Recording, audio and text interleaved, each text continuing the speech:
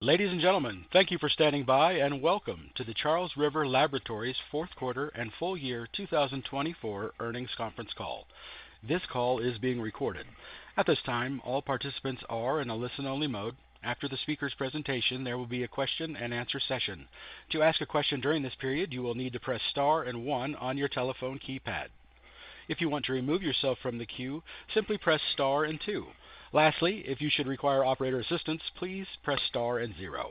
I would now like to turn the conference over to our host, Todd Spencer, Vice President of Investor Relations. Please go ahead, sir.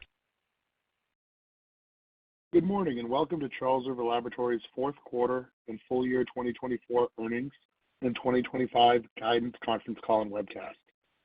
This morning, I am joined by Jim Foster, Chair, President, and Chief Executive Officer, and Flavia Pease, Executive Vice President and Chief Financial Officer.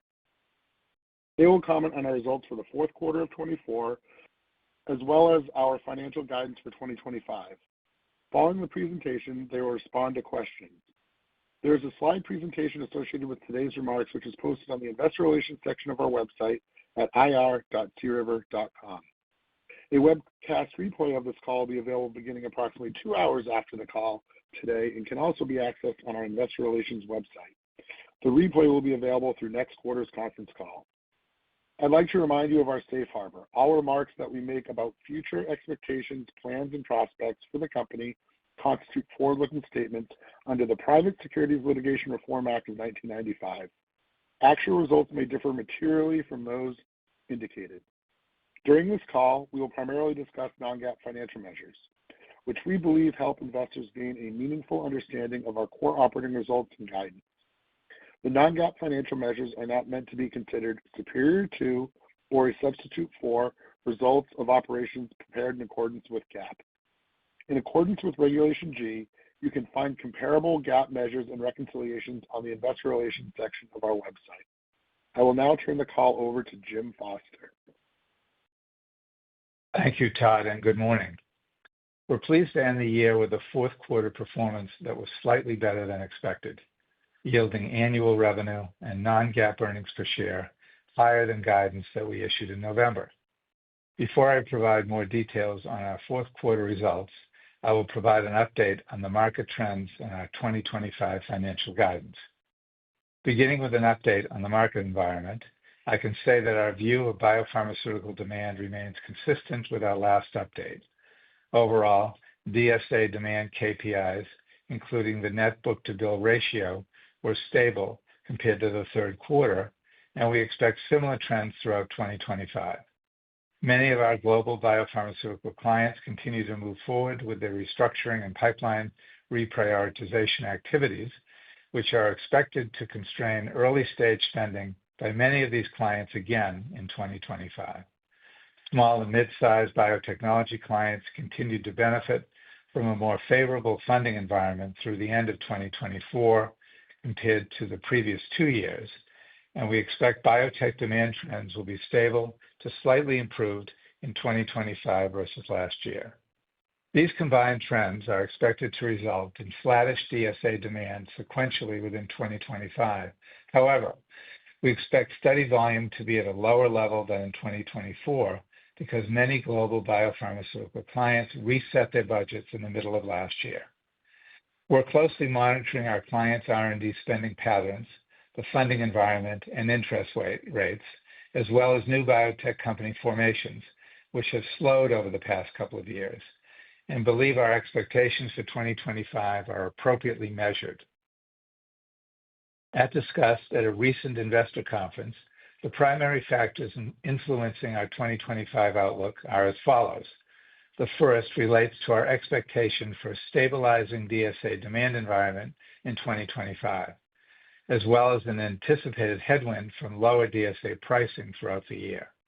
The second item is lower commercial revenue in the CDMO business, which will reduce consolidated revenue by approximately 1% in 2025. And finally, our site consolidation actions are expected to reduce revenue by an additional 50 basis points this year. The cumulative effect of these factors is expected to result in a revenue decline of 3.5% to 5.5% on an organic basis this year, and when including a foreign exchange headwind of over 1%, a reported revenue decline of 4.5% to 7%.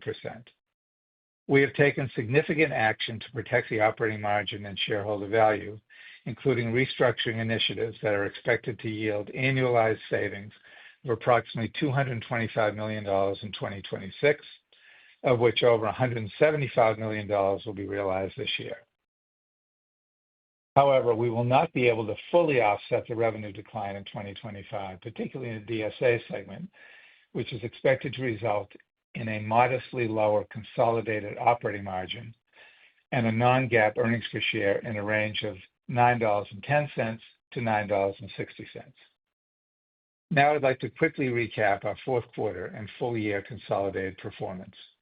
We reported revenue of $1 billion in the fourth quarter of 2024, a 1.8% decline on an organic basis from the previous year.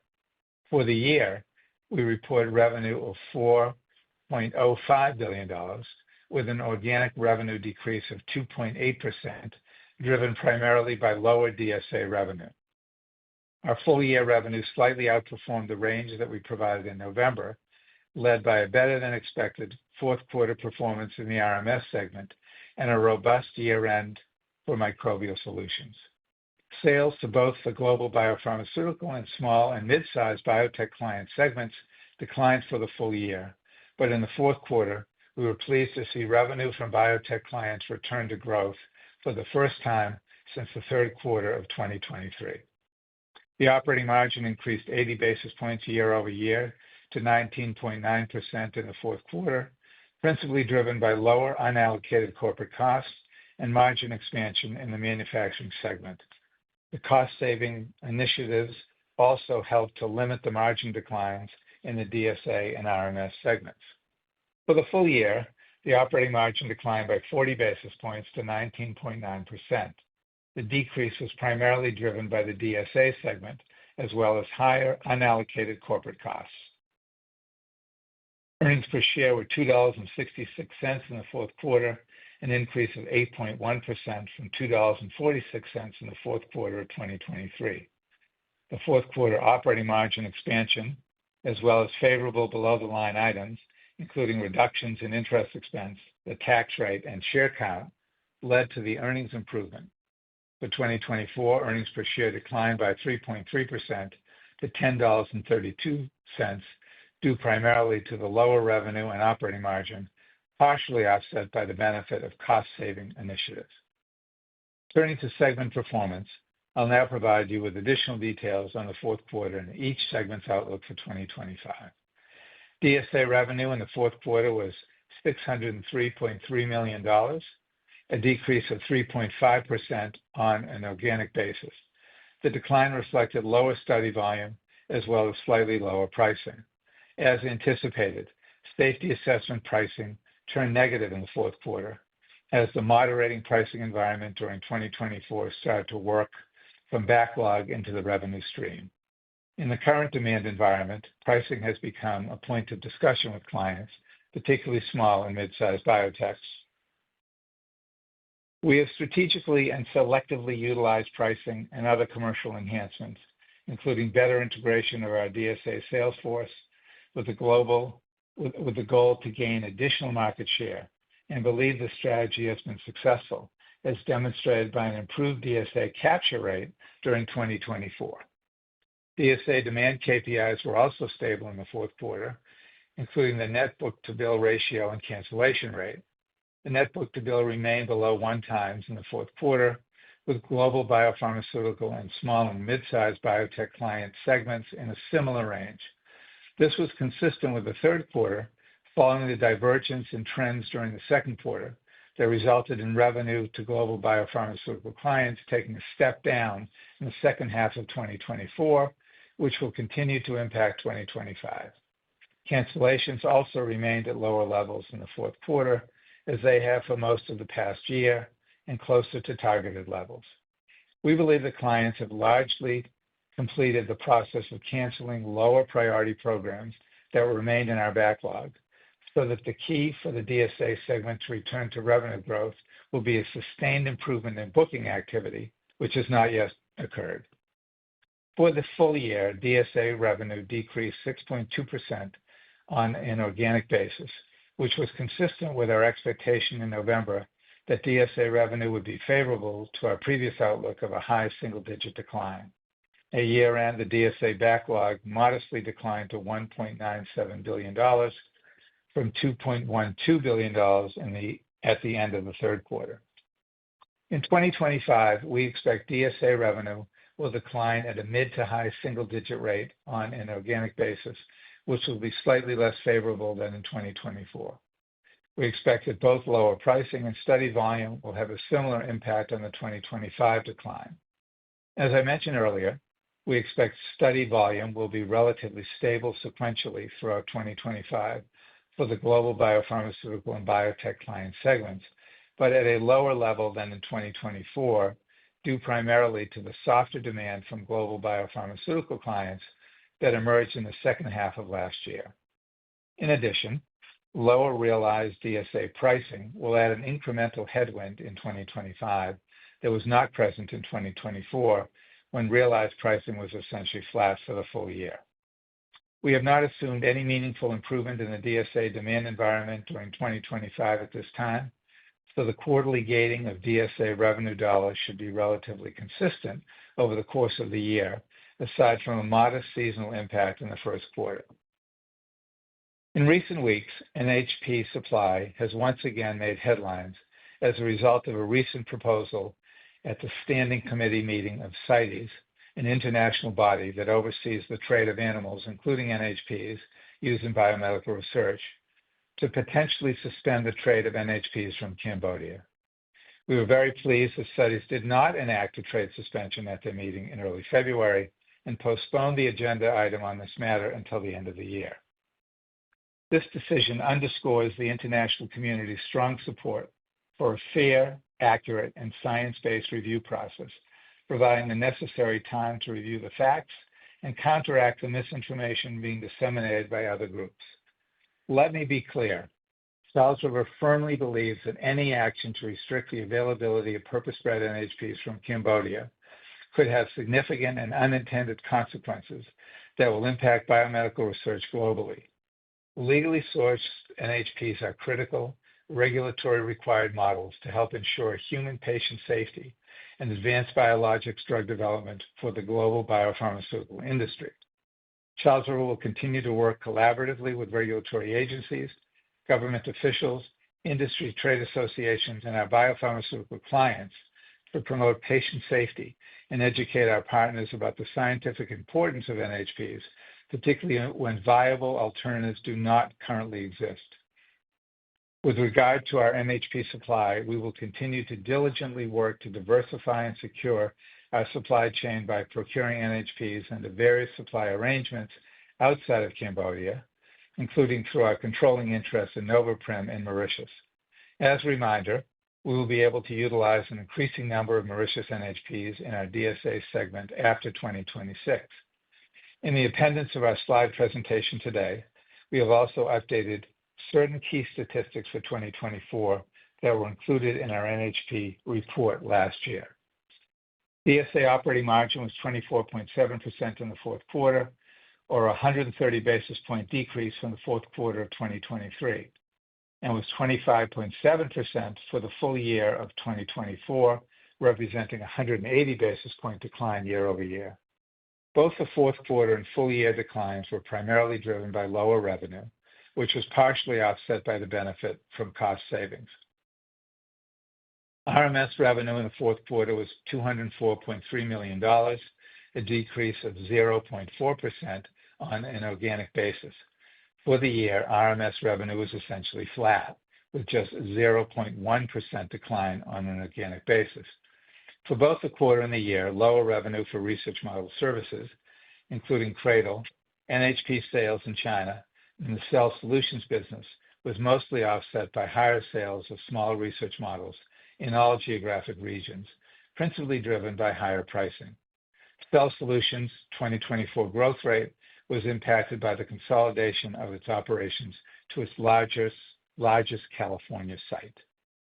For 2025, RMS revenue is expected to increase at a low single-digit rate, driven primarily by higher pricing in the North American and European models businesses, improved growth prospects for research model services, including CRADL, and from higher NHP sales to Noveprim third-party clients.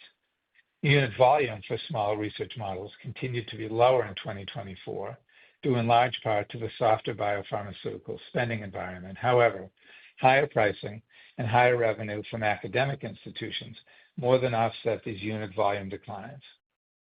We expect similar trends in 2025, with higher pricing in North America and Europe, more than offsetting lower unit volumes. We also expect small models revenue in China to be flattish, as the life sciences environment continues to be somewhat challenged. Given the recent news around NIH funding, we will closely monitor the health of our academic and government client base. Our direct exposure to the NIH represents less than 2% of our total revenue, largely related to insourcing solutions contracts. For academia, small research models are critical components to academic research projects and consider direct research costs, but we will monitor what, if any, impact the NIH's new directive to cap indirect costs will have on these clients. Overall, large models are not expected to be a significant contributor to RMS revenue growth this year, as anticipated increase in Noveprim's third-party NHP revenue will be partially offset by lower NHP revenue in China. Demand for research model services is expected to rebound and become a notable contributor to RMS revenue growth in 2025. Our GEMS business is expected to get back on track as clients increasingly utilize these services to support their complex research efforts and maintenance of their genetically modified model colonies. Moderate growth of CRADL operations is expected to deliver an improved top-line performance in 2025, primarily driven by new CRADL sites. To limit risk in this tighter budgetary environment, the new sites will either have dedicated or anchor clients. Clients are continuing to view CRADL as an attractive model to access flexible vivarium space without having to invest in internal infrastructure, which provides a powerful value proposition for clients who are looking to reduce costs and conserve capital.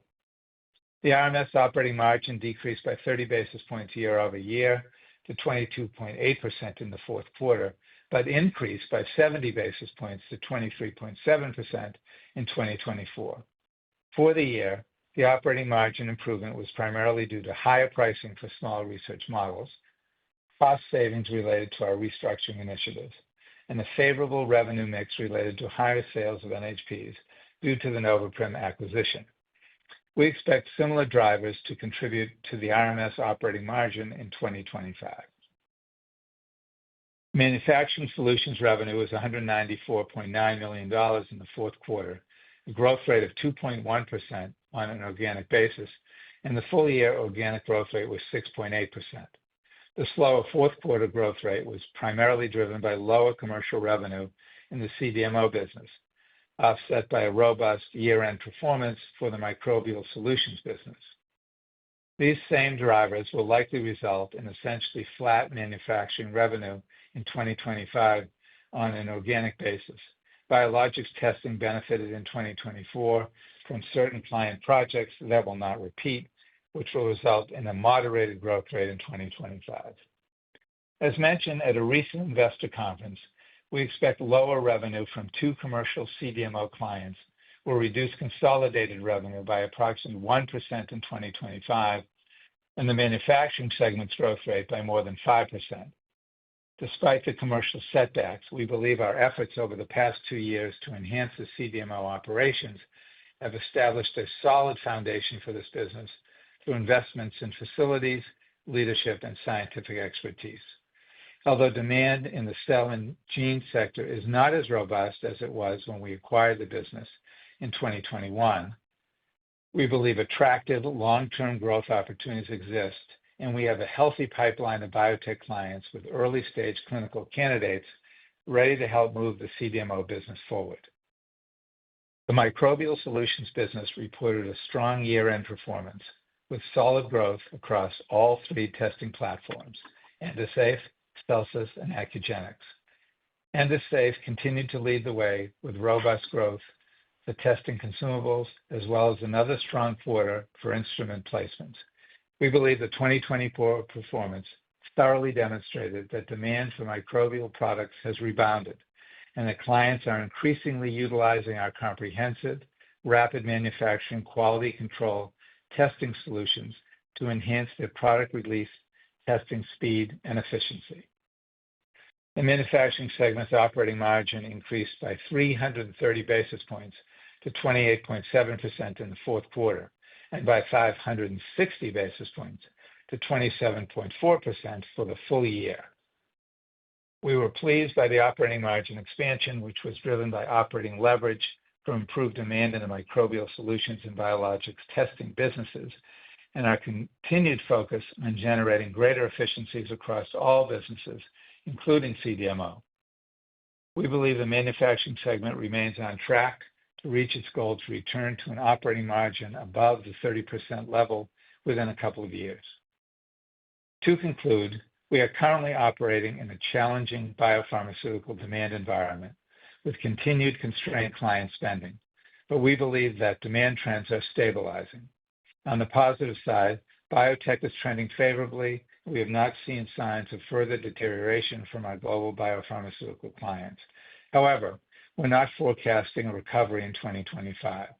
We are taking decisive action to manage the company through the current environment, including appropriately right-sizing our infrastructure and eliminating over 5% of our cost structure. We remain committed to initiatives to generate more revenue, contain costs, and protect shareholder value. To ensure our future success, we continue to make progress on strategic actions in these three main areas: restructuring and other initiatives to manage costs and generate greater efficiency by reducing staffing levels to align with the pace of demand, optimizing our global footprint, and streamlining processes and operations. We have made meaningful progress on this front and continue to selectively evaluate additional opportunities to cut costs and drive efficiency, and now expect to generate approximately $225 million of annualized cost savings from these initiatives. The second area is concentrating on commercial enhancements to promote a client-centric focus and gain additional market share.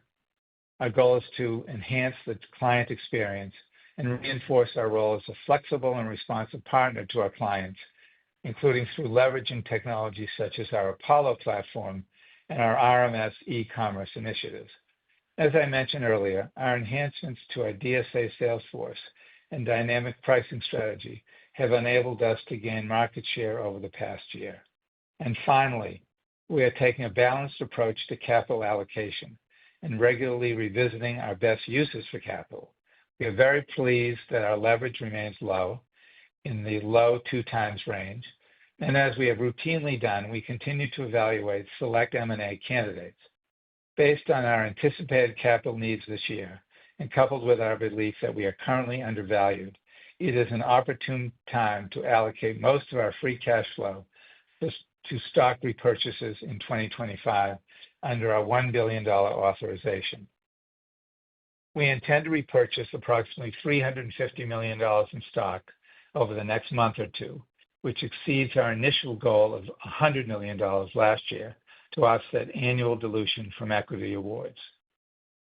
We have navigated challenges before, and we believe our strategic actions will enable us to emerge from this period a stronger, leaner, and more profitable company, and an even more responsive partner for our clients.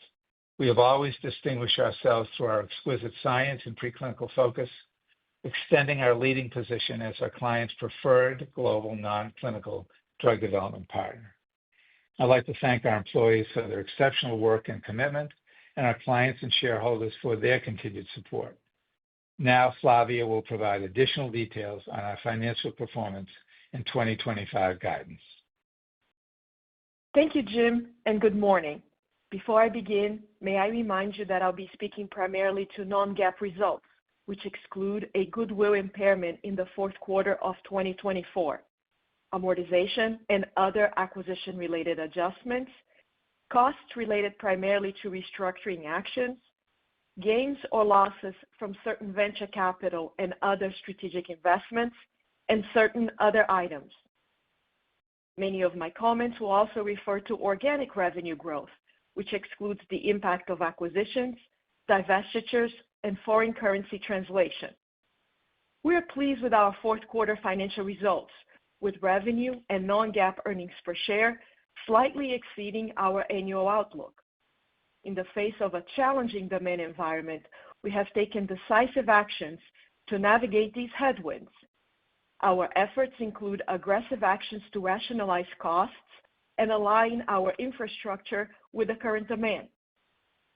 As Jim noted, the restructuring initiatives we implemented are expected to result in approximately $225 million in annualized cost savings in 2026, including over $175 million realized this year, slightly ahead of our prior target as we selectively implemented smaller additional initiatives.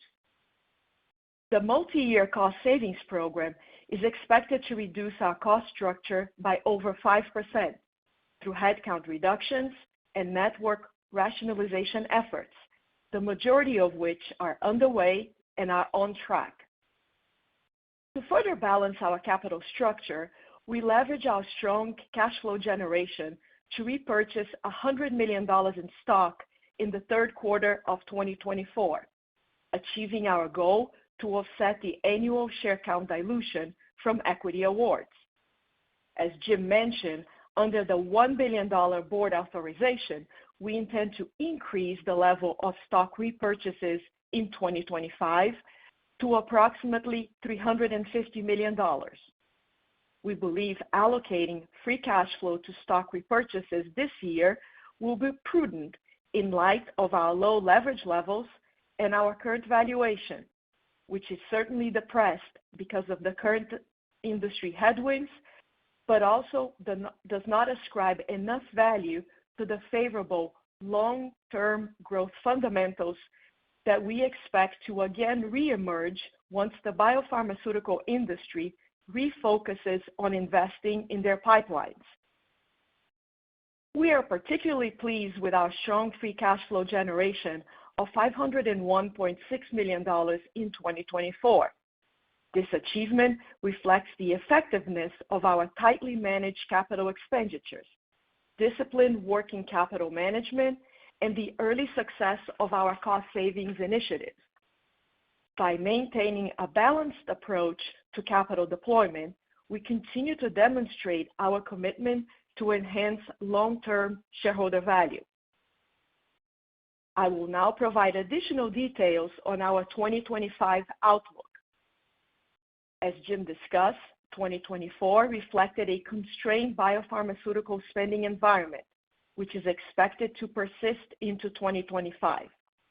Therefore, we expect a reported revenue decline of 4.5% to 7%, including the foreign exchange headwind, and 3.5% to 5.5% on an organic basis.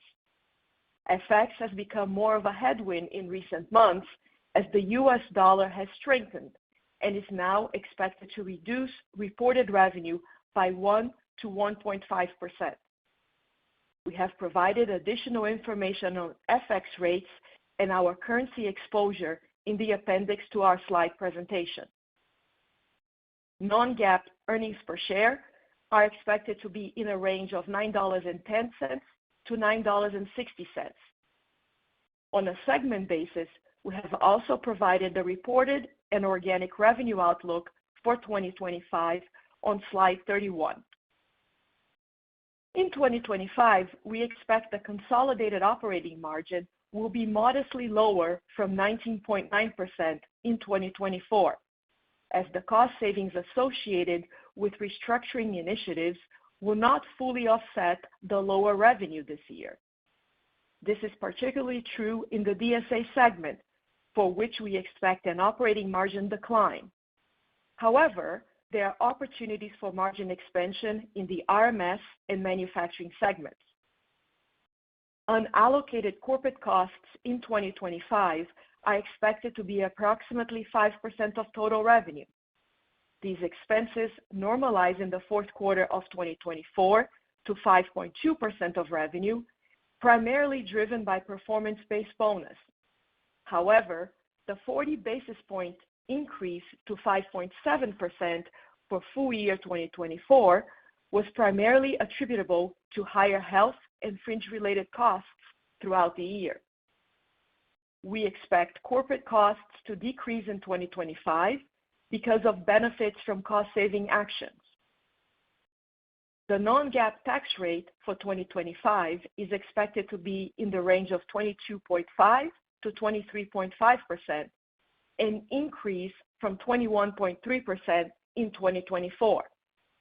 The anticipated increase in the tax rate is principally due to an increase in the global minimum tax, as well as a modest impact related to stock-based compensation. In addition, we have not assumed that discrete tax items, which benefited 2024, will repeat. As is typically the case due to the timing of equity awards vesting, the headwind from stock-based compensation will be more pronounced in the first half of the year, including an expected first quarter tax rate in the mid-20% range. Total adjusted net interest expense in 2025 is expected to be in a range of $112 to $117 million, compared to $117.7 million last year. The slight decrease will be primarily driven by lower interest rates on floating rate debt. We do expect to borrow during the year to balance the timing of the stock repurchases earlier in the year with the free cash flow that we will generate, but overall expect debt balances will be similar at the end of 2025. In 2024, we lower our net interest expense by repaying approximately $400 million in debt, the highest repayment in recent years, bringing our gross and net leverage ratios to 2.2 times at year-end.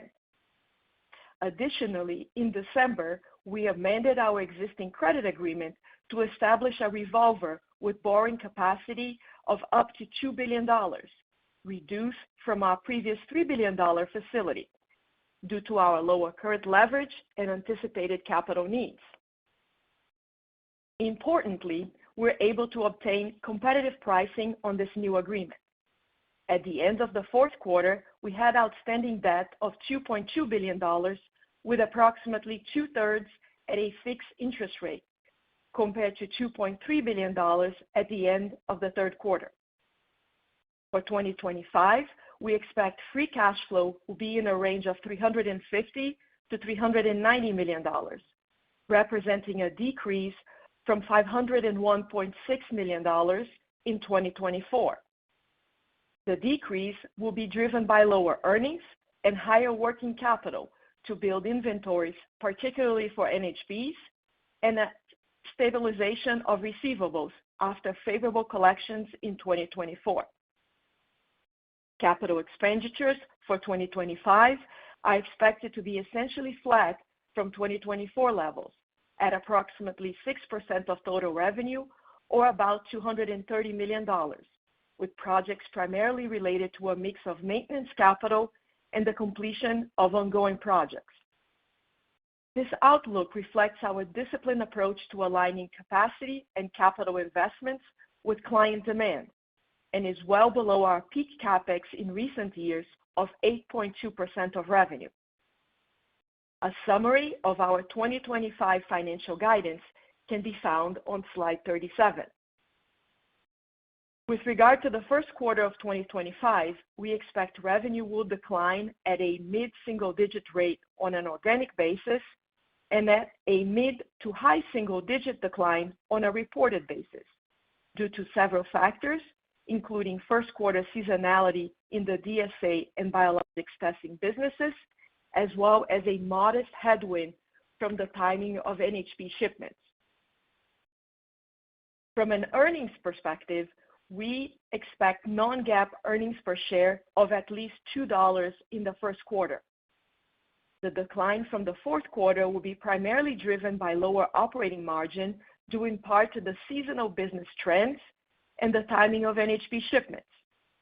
And as I mentioned, we expect a meaningfully higher tax rate in the mid-20% range, reflecting a headwind from stock-based compensation. Unallocated corporate costs will also remain slightly above 5% of revenue in the first quarter. We expect revenue and operating margin will improve after the first quarter, principally as we move beyond the seasonal trends at the beginning of the year. In conclusion, we're confident in our ability to emerge from this period of softer demand as a stronger, more agile organization.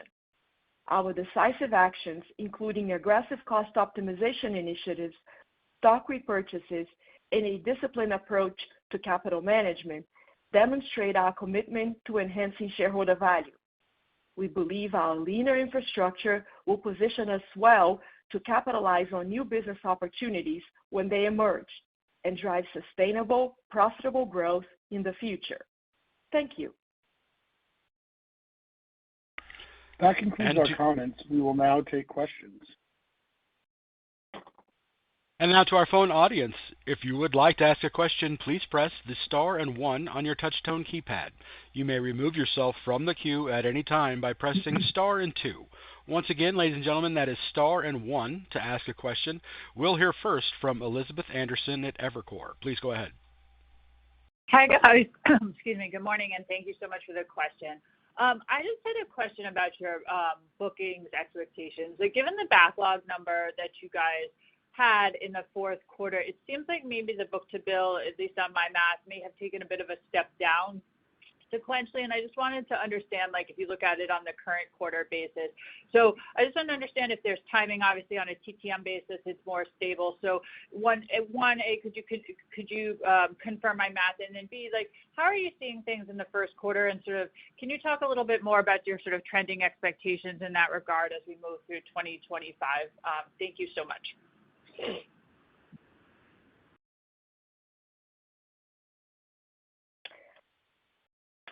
Elizabeth, I can maybe start just with your question on the net book-to-bill, and then I don't know if Jim wants to add additional commentary on the overall outlook. Actually, the fourth quarter, both gross and net book-to-bill was sequentially essentially stable.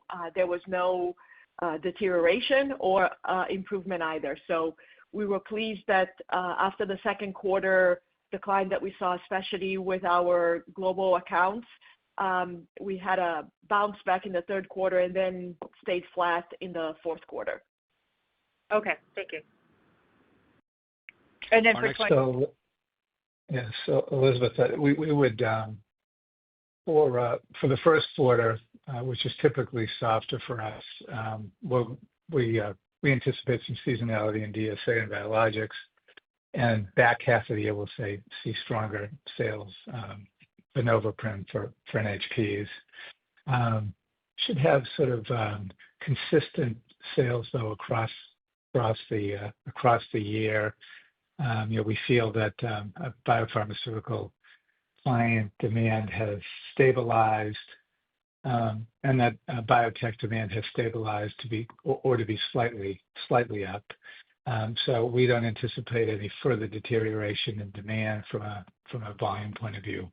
We'll have a little bit of a step down on price in DSA, though. And the first quarter trend that I just talked about is embedded in our guidance. Okay, that's super helpful. Thank you. Okay. Our next question will come from Matt Sykes at Goldman Sachs. Hi, good morning. Thanks for taking my questions. Maybe just in RMS. I know you quantified the direct NIH exposure at less than 2%. But could you just talk about academic as a whole, including NIH, what that is in terms of percentage of MRS, and what are you kind of seeing real time from that customer base in terms of the metrics that you're observing or feedback that you're getting, just given all the uncertainty in that segment? Yeah. So I don't think we're not seeing much or hearing much yet. There's a fair amount of speculation about what such an indirect cost recovery or support there'll actually be. But assuming that things are as anticipated, as you say, it's about 2% of total. It's about academic and government's about 40% of RMS. a lot of that is related to government contracts, so the academic impact of that will be much less. Let's say over the entire company, even though most of it's in RMS, it's about academic and government are about 10%. And if you peel that back, a bunch of it's outside of the U.S., a bunch of that is in academic institutions, and a relatively small amount is government related. So we'll have to see what impact, if any, that we have, particularly with long-term contracts for things like producing animals for certain institutes at NIH. Anything's possible, but that would be pretty disruptive to the researchers. So we feel that given the relatively small percentage of revenue that's associated with that we should be fine. Got it. And then just on sort of large pharma demand, I mean, you've been calling that out as an area of weakness. As you think about sort of the reprioritization cost-cutting cycle that we've been through, you kind of mentioned we're maybe towards the end, but no view on terms of recovery. But are you expecting any sort of improvement to that dynamic in the second half of 25, or should we be thinking more about 26 in terms of recovery from that customer segment? Yeah, so we in 24, we just assumed that things would get better in the back half of the year, for a whole bunch of reasons. We thought the capital markets would open up and this reprioritization stuff would be over. And assuming that things are going to get better is not a very good strategy. So all we can do is have a guidance be based on conversations with clients. We're dealing with every large pharmaceutical company in the world. They're reprioritizing their pipelines and restructuring their infrastructures, to deal with the impending patent cliff, et cetera. And depending on who you talk to, much of that has been done, and there's still a fair amount still to be done. And it's impossible for us to predict what that will be or when that will be concluded, except for what the clients tell us. So we would anticipate that while things have stabilized and while we don't anticipate things would get worse or deteriorate further, that pharma would be pretty much consistent for the balance of the year, and the biotech is more stable and would be slightly improving throughout the year. That depends very much on capital markets. There have been several IPOs that have gotten off and priced well, so that's encouraging. There's been some really good inflows to venture capital firms. That's encouraging as well. While there definitely has been some reprioritization for the biotech companies, they don't have the same sort of large infrastructures to reduce, and they don't do anything internally, so they very much need us and other companies like us. So we anticipate kind of consistent revenue throughout the year, a little bit of a step down in DSA over 2024 because of the pricing headwinds.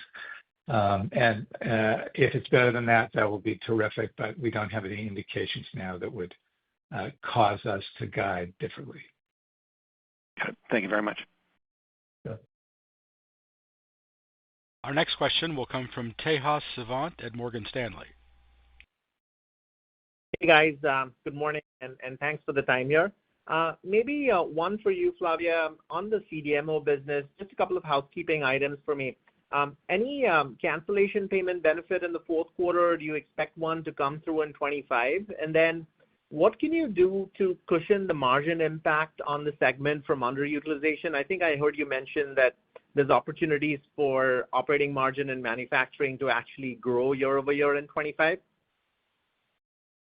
Yeah, hi, Tejas. Thanks for the question. And I'll take the latter part first. You're correct. We are forecasting margin expansion for the manufacturing segment. Margins will be challenged in the CDMO business, as you pointed out, given the loss of those commercial clients.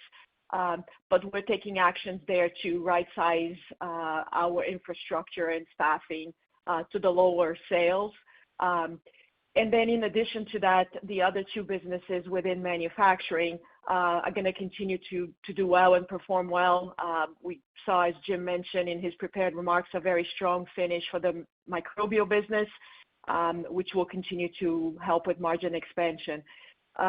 Going back to your first question, there are some contractual obligations that we will benefit from. those are embedded in the 2025 guidance that we provided for the segment.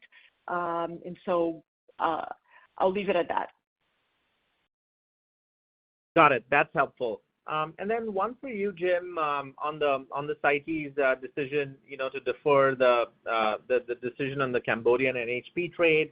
I was just curious as to whether there's any steps you can take proactively over the next 12 months to further de-risk your supply chain there, perhaps increasing sourcing from other countries in Southeast Asia, or is it basically Novaprim ramping in that 2026 plus timeframe that's the real meaningful offset for any Cambodian supply disruptions here? We will do everything we can, as we always have, by the way, even without a potential disruption like we might have from the CITES thing, to source NHPs from multiple geographies and multiple providers, some of which we have long-term contracts, some of which we buy on market, some of which we have an ownership position, like in Mauritius. So we'll do everything we can to protect ourselves in the eventuality that doesn't go well. Obviously, we and the rest of the scientific community will provide valid and valuable scientific input to the CITES folks to make the decision to underscore the criticality of these animals for drug development, particularly for large molecules around the world, given the fact that there are no legitimate alternatives. So we're guardedly optimistic that will go well. If it doesn't, we will use multiple sources of supply to obviously try to satisfy the needs of our clients. Got it. Thanks for the color, guys. Appreciate it. Our next question today will come from Dave Windley at Jefferies. Hi. Jim, you've commented in your remarks about your expectations for demand throughout 2025, and then also commented about pharma continuing its restructuring. You may have seen in a couple of surveys we've done recently where a number of large pharma respondents talk about expecting kind of a second round of restructuring. And so my question to you is, how much visibility are clients able to give you on that type of thing? For example, if there's another restructuring coming and the internal people seem to know about it, are they sharing that with you such that you're able to incorporate that in your expectations? And then kind of relatedly, your thoughts about 25 as far out as the end of the year, is that based on this type of conversation, or are you just having to take a conservative posture given limited visibility? Thanks. Dave, we're staying, as we always do, as close to our clients as possible. We have long-term, very senior relationships with folks at pretty much every drug company. They depend heavily on us for a whole range of things. Many of them buy across our entire portfolio. Is there another shoe to drop? We're not hearing that. I suppose anything is possible. Some of them have told us that they're done and moving away from this, and will be spending more.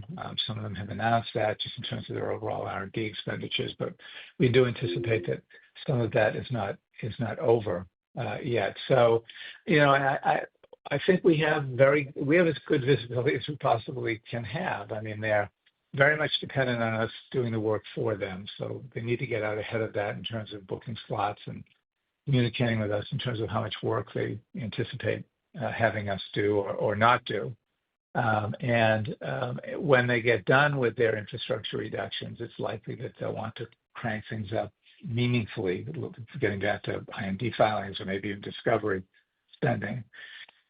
So I do think it's incumbent upon them to keep us well informed. As I said earlier, we're just not going to make any overall assumptions on what's going to happen aside from what they tell us is going to happen. And so all we can do is stay in very close communication with them, which we do constantly. And so we anticipate that things won't deteriorate further, that things will be stable there, even if some have a second round. Some of them will be out of that and will be moving forward. So it should be a decent offset. If I could ask a quick follow-up. In the deck around DSA and pricing, you highlighted that in the current environment, pricing has become a topic of discussion. I wanted to clarify whether that was, the in the current environment part of that, is that kind of an extension of what you have been telling us, or is this a signal that pricing is, kind of the pricing demands from clients are intensifying and maybe taking another step down? Thanks. Yeah, no, it's a continuation with the biotech guys that where access to capital is difficult, and even the big pharma companies who have been reducing their infrastructure.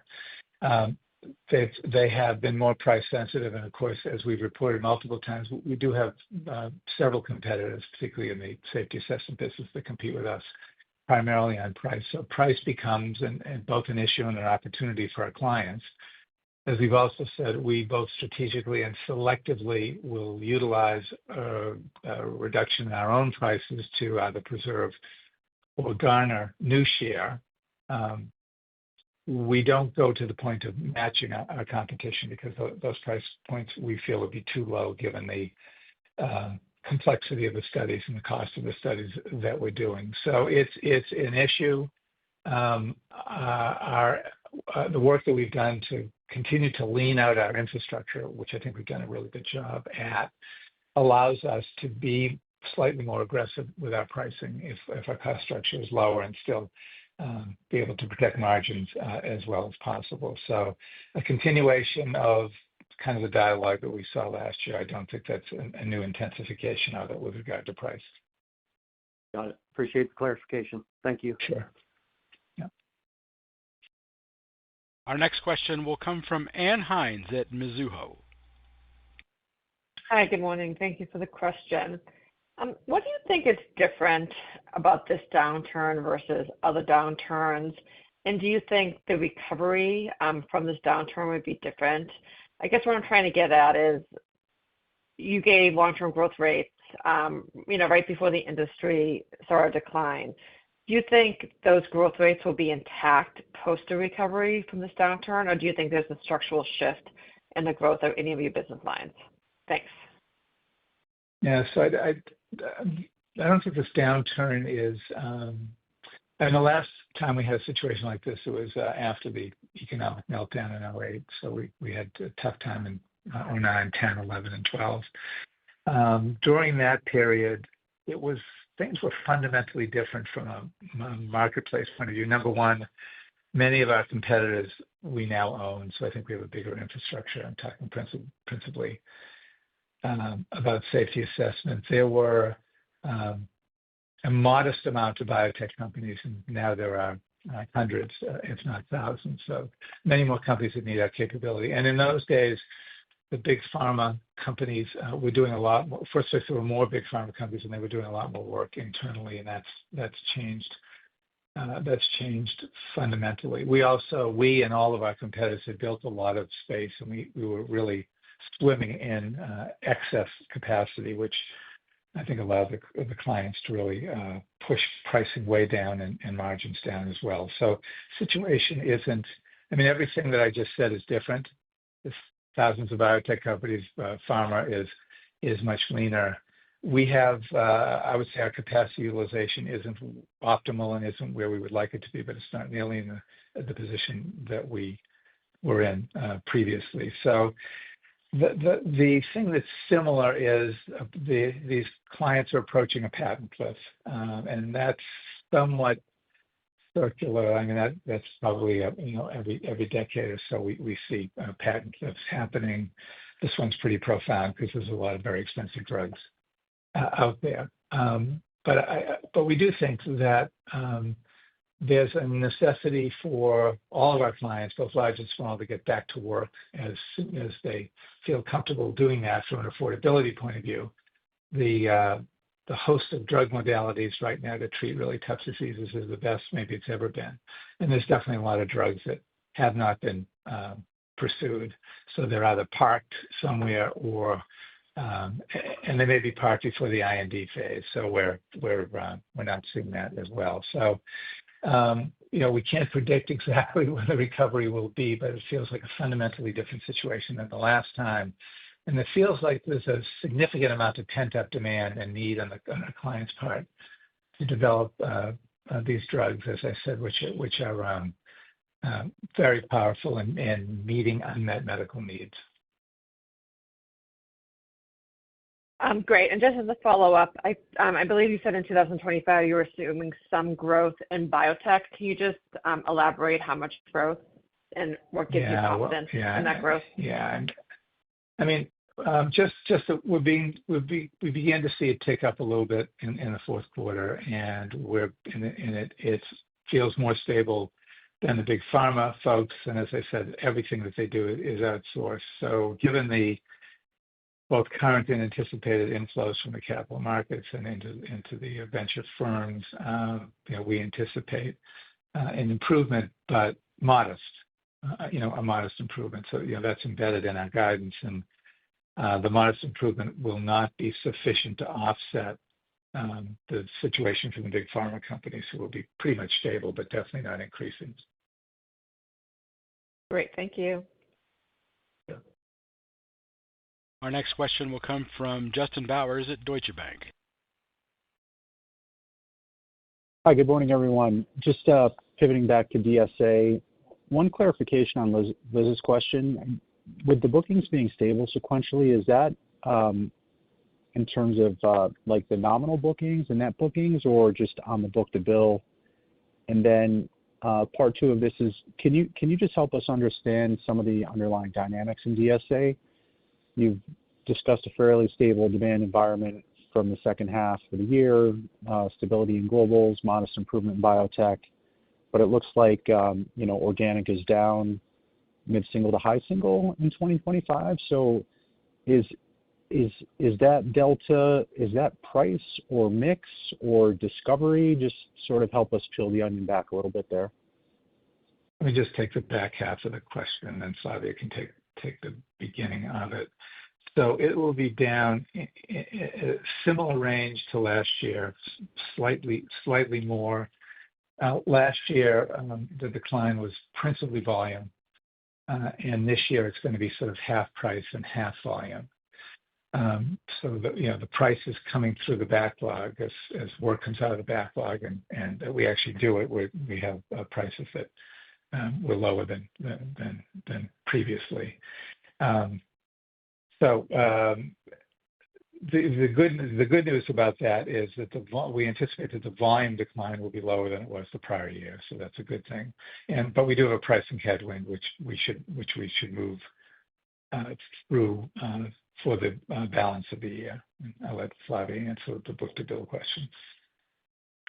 Yeah, Justin, I was talking about growth and net book-to-bill in my earlier comments about stability sequentially in the fourth quarter versus the third quarter.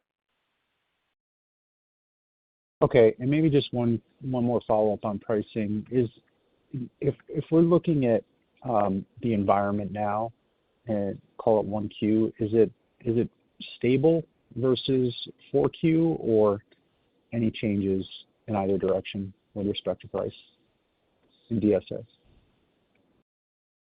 I can take that, Jim. Yeah, I think prices is stable. I think that's the clarification to Dave Windley's question that Jim provided additional color when we said the continuation of the environment. We started seeing some pricing headwinds in terms of the bookings we were taking as early as last year, and we have signaled throughout 2024 about that selective pricing, selective discounting that we were conducting, and that is now materializing in a price headwind in 2025. But we're not seeing a continuation of erosion of pricing of what we are booking in 2025 towards the later part of 2025 or 2026, if that makes sense. So spot prices, I'd say flattish to the end of the year. Understood. That's helpful. Thanks so much.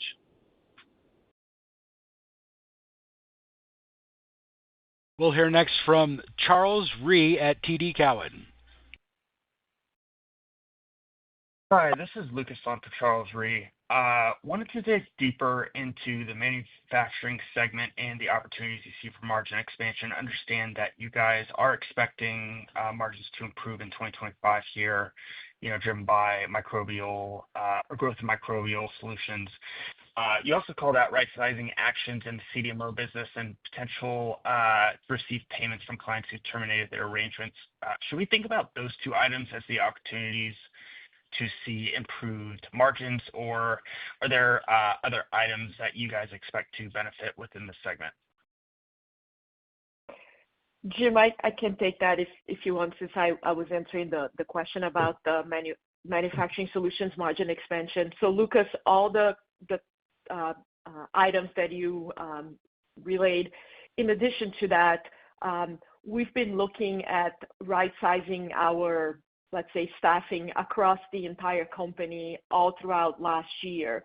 And the $225 million of cost savings that will annualize fully by 2026, but 175 of that will be in 2025, benefit all segments and all businesses within each of the segments, right? So biologics testing, microbial, and CDMO all had actions in the works. And then, as I mentioned, we further enhanced the restructurings in CDMO given the loss of those two commercial clients. So the focus on margin protection has been the case throughout all of last year, and it's going to impact all businesses. Okay. Appreciate that. And then just as a follow-up, in your guys' 10-K filing, it noted that one of your clients received a complete response letter from the FDA. Can you clarify whether this was one of the clients, the two clients that you discussed at JP Morgan, or if this is a new client? The filing says it took place in January 25. It's one of the two clients we talked about at JP Morgan. All right. Thanks. Sure. Our next question will come from Michael Ryskin at Bank of America. Great. Thanks for taking the question. First, I want to just dig in a little bit on margins for next year. I think you generally just said modestly down margins for 25 versus 24. I just want to make sure my math is right. Once I go through the model, sort of add in the share buyback and some of the other non-GAAP items, I'm getting pretty close to down 100 bips, something in that ballpark. Is that right, or is it modestly more in the 10, 20 bips year over year? Jim, I can take that. I think, Mike, we're going to let each of you interpret what we mean by modestly below and update your models accordingly. I know you would rather have more quantitative guidance than qualitative, but at this point, we're going to stick with how we provided that color. Okay, sure. And then a quick follow-up then. You touched on pricing a couple of times. I appreciate your comments on sort of stable pricing and the answer you gave just a couple of questions ago in terms of how price works through the backlog, impact on 25. That all makes sense. But I just kind of want to take a step back and see how you think about pricing relative to historical levels. There's been a lot of price taken over the last couple of years. Obviously, you're seeing that as a headwind flow through now, but maybe sort of ignoring the week-to-week, month-to-month trends of is there pricing stability or not. Do you feel like in general, for your business and maybe for the market overall, price is in a healthy level? I guess put in other words is, could we be seeing something where you get some stability for a few quarters and then another reset, or at least maybe stability for a few quarters, but you just don't have pricing power for several years because it is still a little bit on the more expensive side relative to historicals? Just kind of want to take a step back and take a bigger view of the price question. I mean, it's tough to predict, except this is a certainty that this trough that we're in and this pullback, the biotechs relative to funding and the big guys relative to getting their infrastructure in good shape is transitory for sure. And if you look at our safety assessment business, just as an example, and given the fact that it's such a large business and so impactful, it's just classic supply-demand quotient. And so as the demand rebuilds, as more drugs, more INDs are filed, and pipelines get robust again, and space gets tight again, which it has for years, as most recently as 21 and 22, and will again, we think, for a meaningful amount of time, will have a meaningful amount of pricing power, number one. And price will be less of an issue for our clients, and getting access to capacity and in a timely fashion will be paramount to them, which, as I said, which we saw for years. So that's inevitable, and that will be coming back. We get priced in the research model business every year for 76 years, and will again in 2025. And we get price in other businesses where there's great demand, microbial in particular. And so it's a very pure supply-demand quotient. And Mike, just to come back to your question, as I said, I'm not going to provide quantitative additional color, but just if helpful, for 2024, where we just finished the year, we had said that margins were going to go down modestly, and they ended up going down 40 bips. So if that's helpful, as you think about what our modestly, moderately means, just to provide some qualitative color. Okay, thanks. Our next question will come from the line of Max Smock at William Blair. Hey, good morning. Thanks for taking our questions. Maybe just a quick one for me here.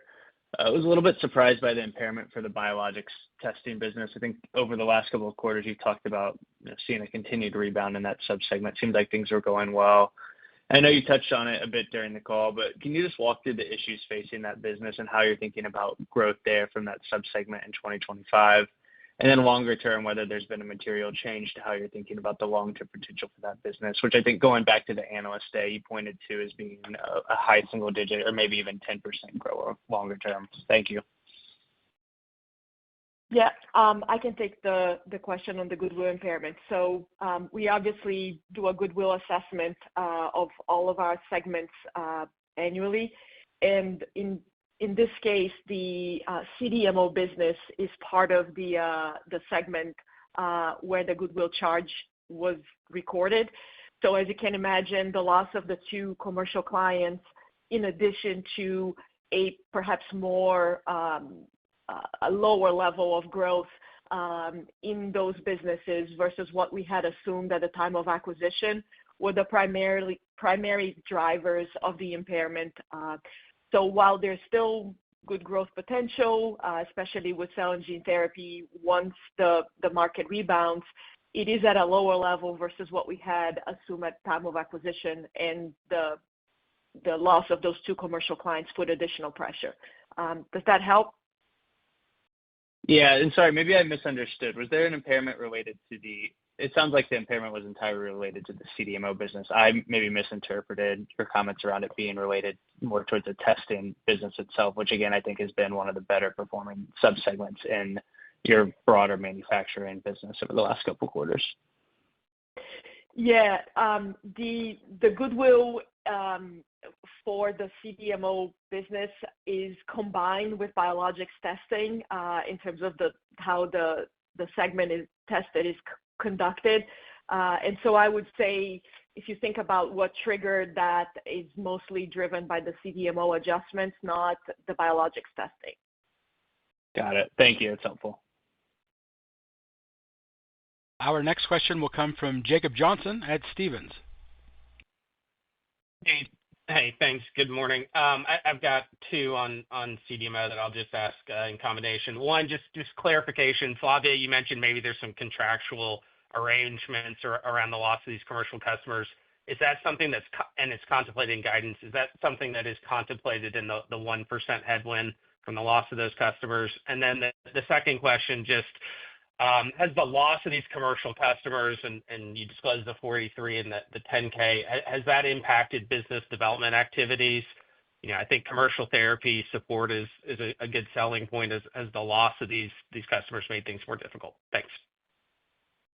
Why don't I take the second? Why don't I just take the second? You go ahead, Jim. Quickly, which is that obviously we're not thrilled with the loss of our largest commercial customer. And the second one, I would say, we would describe that more as reduced revenue rather than a loss. But anyway, so I do think that having those clients has been helpful and beneficial to our sales effort. By the same token, we have a fair number of clients that we have and continue to get, many who are in the clinical phase and some in late clinical phase. So we should continue to see significant demand. I think that business is actually very well run right now and very well staffed, and capabilities have been enhanced significantly, and clients are really in need of high quality providers. So I don't think it's helpful, but I think that we're going to continue to get business notwithstanding the loss of those clients. And Jacob, just to confirm, the contractual obligations that we have with one of those clients is contemplated in the guidance and embedded and included in the 100 basis points of headwind that we talked about. Got it. Thanks for taking the questions. Our next question will come from the line of Patrick Donnelly at Citi. Please go ahead. Hey, guys. Thank you for taking the questions.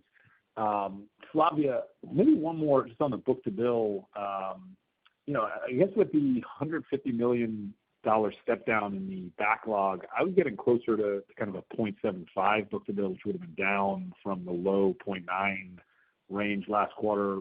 I know you're saying it's flat sequentially. So what am I missing? Is it FX or something in there? I'm just trying to figure out that book-to-bill comment, if you could provide a little more color.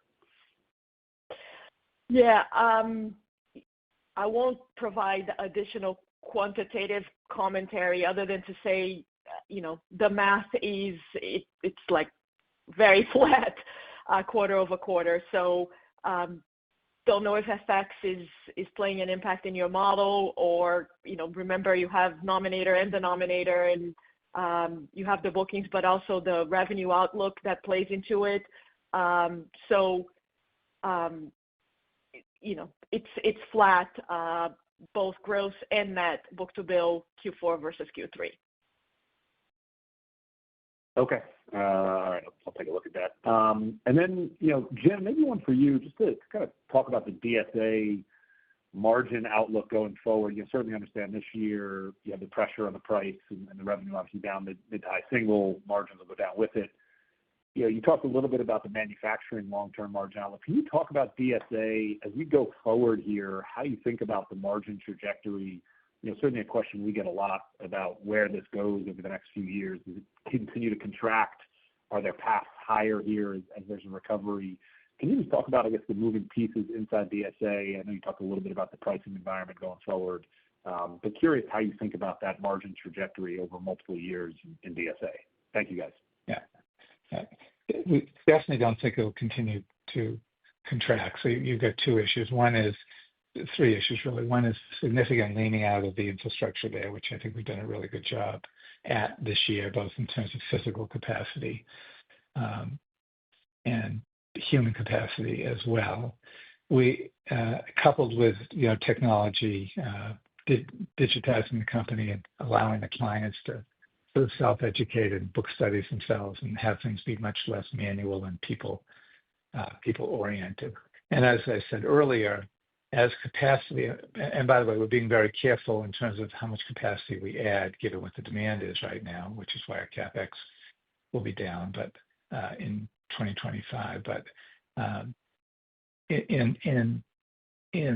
as the capacity fills and the backlog elongates, people will be willing to pay more. We've seen that, as I said earlier, for multiple years, for long periods of time, where pricing suddenly becomes much less of an issue. And I would remind all of you that while the preclinical spend is not insignificant and is obviously very important to get a drug into the clinic, it's 20 to 25% of the cost of developing a drug, and 70 to 75% is in the clinic. So they can and should and will begin to spend more in discovery and early development. So if you combine those three issues, we should see improvement in operating margin. I'm not going to give you a number or quantify that, but I think they could be meaningfully better than they are now going forward. Understood. Thanks, Jim. And Casey Woodring at J.P. Morgan, your line is open. Great. Thanks for taking my questions. Just have one two-part question on the new administration. The first is on tariffs. So earlier this morning, President Trump said he would likely impose a 25% tariff on pharmaceutical imports. That could come as soon as April 2nd. So just any quick thoughts on how something like that would impact pharma budgets and that customer group's preclinical drug development spending? And then second, on the new administration, just kind of curious to hear your general thoughts around how customers are thinking through any other potential impacts, such as RFK's confirmation, just given in the past he's talked about greater scrutiny of pharmaceutical approvals. Any color you can share there. Thank you. Yeah. I mean, it would all be total speculation at this point. So we're really not hearing much from our clients on the RFK situation. And, he's talked a lot about food, and he's talked a lot about vaccine spending, and we'll just have to see how that pans out. What impact, if any, will he have on both the rate and the quantity of new drugs being developed, and what, if anything, will happen to the FDA? I had seen the situation this morning relative to the tariffs. That's trying to support U.S. development of drugs, so that could be beneficial to U.S. drug companies. So we'll just have to see how that plays out as well.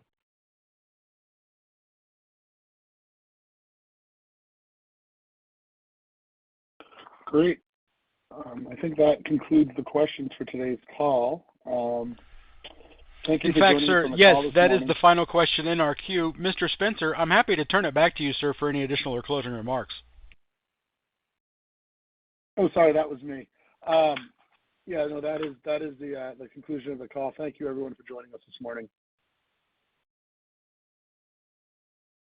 That does conclude today's Charles River Laboratories fourth quarter and full year 2024 earnings conference call. Thank you for your participation, and you may now disconnect your lines.